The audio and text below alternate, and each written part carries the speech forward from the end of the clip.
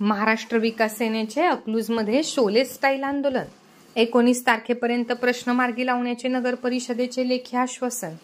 महाराष्ट्र विकास सेना पक्षाचे महाराष्ट्र राज्य सचिव अनिल साठे यांनी पाणी टंचाईच्या प्रश्नासाठी अकलूजमधील महावीर स्तंभ येथे पाणी पुरवठा करणाऱ्या पाण्याच्या टाकीवर जाऊन शोले स्टाईलने आणि महिलांनी पाण्याच्या टाकीसमोर बसून हंडे वाजवून आंदोलन केले आणि नगर परिषदेच्या विरोधात निषेधाची घोषणाबाजी केली।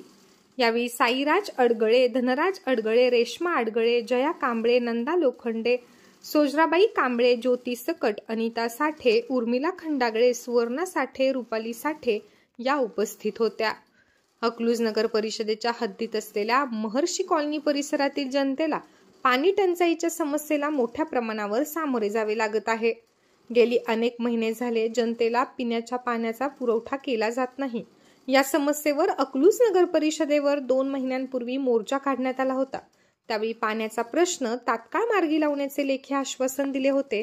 मात्र आक्रमक झालेल्या महिलांनी नगर परिषदेच्या विरोधात एल्गार पुकारताच नगर परिषदेचे पाणी पुरवठा विभागाचे प्रमुख नागेश शेट्टे यांनी आंदोलनकर्ते महाराष्ट्र विकास सेना पक्षाचे सचिव अनिल साठे आणि महिलांना महर्षी कॉलनी येथील पाणी टंचाई येत्या 19 फेब्रुवारी 2024 रोजीपर्यंत सोडविण्यात येईल असे लेखीपत्र दिले। सदर लेखीपत्र हे महावीर स्तंभ येथील पाण्याच्या टाकीवर येऊन कर निरीक्षक राजाराम नरुटे, पाणी पुरवठा लिपिक स्वप्नील कुलकर्णी यांनी दिले। त्यानंतर आंदोलन स्थगित करण्यात आले। संपादक हुसेन मुलानी, टाइम्स 45 न्यूज, अकलूज, सोलापूर।